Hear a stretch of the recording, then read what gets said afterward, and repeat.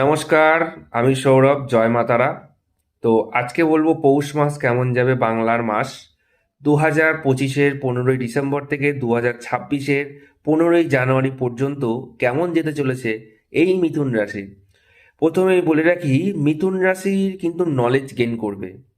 মিথুন রাশির মধ্যে business improvement দেখা যাবে। মিথুন রাশির মধ্যে শরীর স্বাস্থ্যের সমস্যা কিন্তু কেটে যাবে। মিথুন রাশির মধ্যে টেনশন প্যালপিটেশনটা এবার কমবে। মিথুন রাশির মধ্যে চাকরির কিন্তু অপরচুনিটি আসবে। আমি মনে করি এই সময় তাদের রাশির অধিপতি বুধ সেখানে ট্রানজিট করে রয়েছে বৃহস্পতি। তাদের মধ্যে ডিভাইন নলেজ তো অবশ্যই গেইন করবে। তাদের বিজনেসের জায়গায় যদি বাড়তি কোনো ইনভেস্টমেন্ট করতে পারেন তাহলে তারা কিন্তু সাকসেস পাবেন। এটা আমি মনে করি যারা এডুকেশন রিলেটেড কর্মজীবনের সঙ্গে যুক্ত রয়েছেন, যারা পড়াশোনা করছেন, বা যারা আগামী দিনে এই সময়টা পরীক্ষা দেবেন, বিভিন্ন স্কুলে যাদের পরীক্ষা রয়েছে, তাদের কিন্তু খুব ভালো রেজাল্ট বা ভালো মার্কস কিন্তু আসবে। অবশ্যই দেখে নিতে হবে বুধ এবং বৃহস্পতি এই দুটো গ্রহের বলবত্তাটা কেমন রয়েছে, পজিশনটা কেমন রয়েছে। যদি বুধ এবং বৃহস্পতির পজিশনটা খারাপ থাকে তাহলে তাদের রেজাল্ট কিন্তু মোটের উপর মোটামুটি হবে। খুব একটা এক্সপেকটেশন রাখবেন না, তাহলে সেটা কিন্তু খুবই খারাপ হবে।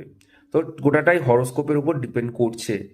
তো আনুমানিকভাবে আমরা যেটুকু সংকেত পাবো সেটুকু আপনাদেরকে জানাবো।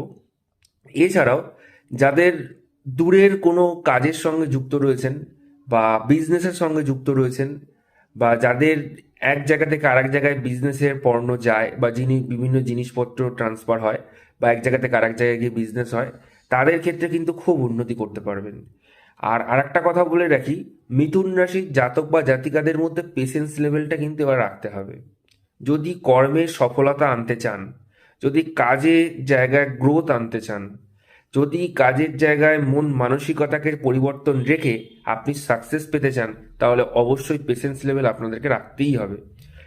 আর আমি মনে করি মিথুন রাশির জন্য রিলেশনশিপের জায়গায় এবার ম্যারেজে কিন্তু কনভার্ট হতে পারে। ম্যারেজের কথাবার্তা কিন্তু তাদের আসবেই আসবে।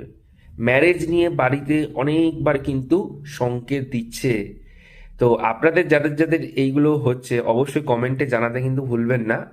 আর আরেকটা কথা বলে রাখি, মিথুন রাশির দাম্পত্য জীবনে যারা বিবাহ করে ফেলেছেন, দাম্পত্য জীবনে এবার আসবে সুখের জায়গা। এবার মনোমালিন্যতা কেটে যাবে, দাম্পত্য জীবনে সুখ আসবে, দাম্পত্য জীবনে সম্পর্কের জায়গাটা আরও উন্নতি করতে পারবে। তো ভিডিওটি ভালো লাগলে সকলকে শেয়ার করবেন। সবাই ভালো থাকুন, সুস্থ থাকুন।